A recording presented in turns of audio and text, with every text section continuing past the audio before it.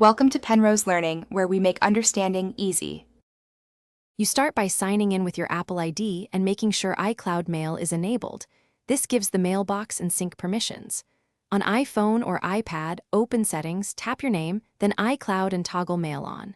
On Mac, open System Settings, Apple ID iCloud and enable Mail.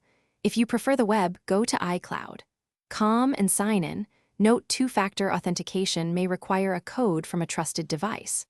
Once signed in, open the Mail app or Mail web app to proceed. Now that Mail is open, refresh to fetch the latest messages and watch for the spinning indicator. This confirms sync. On mobile, swipe gestures archive, delete, or flag. On Mac or web, use the toolbar buttons for archive, move, or mark.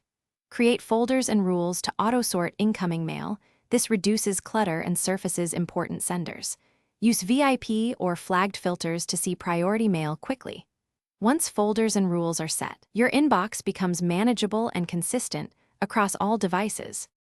To finish, compose and send a test message to confirm outbound mail works and that the correct from alias is selected. Make sure storage isn't full in iCloud settings. Full storage stops mail syncing. If you encounter missing messages, confirm mail is allowed under iCloud and that fetch is set appropriately. For push, use an Apple device or iCloud web.